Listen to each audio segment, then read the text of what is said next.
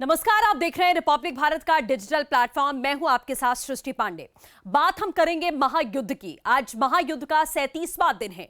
लगातार रूस बमबारी कर रहा है। एक तरफ टेबल टॉक्स लगातार जारी हैं, बातचीत लगातार जारी है। तमाम देश ऐसे हैं जो मध्यस्थता के लिए आगे भी आना चाहते हैं और आगे आ भी रहे हैं। लेकिन सबसे बड़ी बात यह है, हकीकत इस वक्त महायुद्ध की यह है कि रूस लगातार बमबारी कर रहा है और जितने संसाधन यूक्रेन के हैं उसको वो पूरी तरीके से तबाह कर चुका है। इतने दिनों से आपको बता दें, जेलेंस्की की ओर से आपने तमाम वीडियोस देखे, जो यूक्रेन के राष्ट्रपति हैं, तमाम उनका संबोधन आपने सुना।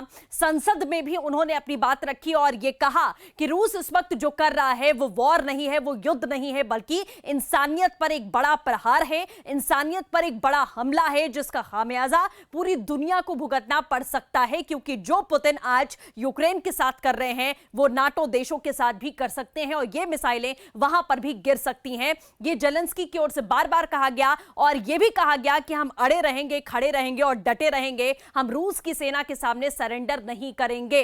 और अंत तक आज तक 37 दिन बीत चुके हैं और यह देखा गया कि यूक्रेन की सेना जो है वो डटकर वार का पलटवार कर रही है। लेकिन आज का दिन सबसे बड़ा इस लिहाज से है कि आज यूक्रेन की सेना ने सबसे आक्रामक तरीके से वार का जवाब पलटवार के जरिए दिया है, वो भी रूस की सीमा में घुसकर, रूस की सीमा में दाखिल होकर आज यूक्रेन ने एक बड़ा प्रहार किया है, जिससे पुतिन कहीं ना कहीं, लेकिन कहीं ना कहीं उन्होंने ये कभी नहीं सोचा होगा कि यूक्रेन कभी इस तरीके का पलटवार भी कर सकता है। वो रूस की सीमा में हवाई रास्ते से दाखिल होकर 2 हेलीकॉप्टर्स दाखिल होते हैं, ताबड़तोड़ तेल डिपो पर हमला करते हैं और उसके बाद वहां से वो हेलीकॉप्टर्स रवाना हो जाते हैं। जिसके बाद लंबी कतारें आपने जो देखी हैं कि पेट्रोल पंप पर, तमाम जो पेट्रोल पंप है रूस में, वहां लंबी कतारें लगी हुई हैं कि तेल डिपो पर हमला किया गया है।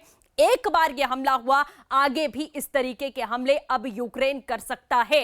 इसीलिए रूस में इस वक्त अफरा तफरी का माहौल है और रूस में हाई अलर्ट जारी कर दिया गया है। हालांकि राहत बचाव कार्य भी शुरू किया गया, तमाम जो दमकल की गाड़ियां हैं वहां पर पहुंची, आग को बुझाने की कोशिश की गई। लेकिन जो तस्वीरें सामने आई वो विकराल थी, क्योंकि अगर एक टैंक पर भी हमला हुआ तो तेल का टैंक वो सभी टैंकों को चपेट में लेता है। आसपास के इलाके में भी वो आग की लपटें फैल सकती हैं। जो लपटों की तस्वीरें आपने देखी हैं वो ये दर्शा रही है कि युद्ध विराम होने वाला नहीं है।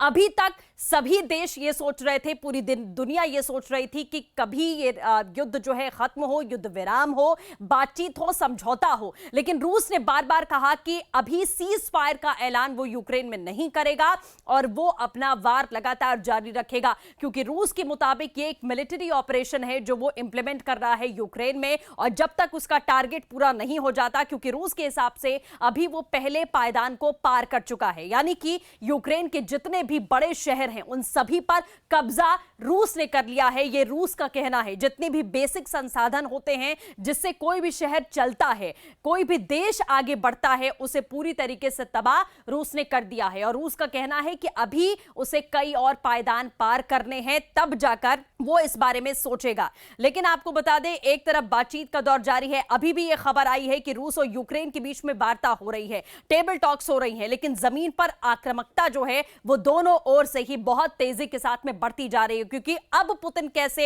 रिएक्ट करेंगे, कैसे वो जवाब देंगे, ये अपने आप में बड़ी बात है। क्योंकि पुतिन ने कहा था, जब नाटो देश आगे आए थे, कि वो मदद करेंगे यूक्रेन की, जब अमेरिका आगे आया कि वो मदद करेगा यूक्रेन की, लेकिन अमेरिका ने सीधे पैर पीछे खींचे कि वो सैन्य मदद नहीं कर सकता, अपनी सेना नहीं भेज सकता, वो हथियार नहीं भेज सकता। तब पुतिन ने यह बात कही थी कि अगर कोई भी आंख उठाकर देखता है तो वो परमाणु हमला कर सकते हैं। और स्वीडन से जो कल खबर आई थी कि परमाणु लैस विमान रूस के देखे गए थे स्वीडन के रास्ते, क्या आज के हमले के बाद में पुतिन परमाणु हमला करेंगे? क्या परमाणु हथियारों से वो जवाब देंगे? ये बड़ा सवाल है। फिलहाल के लिए बस इतना ही। नमस्कार।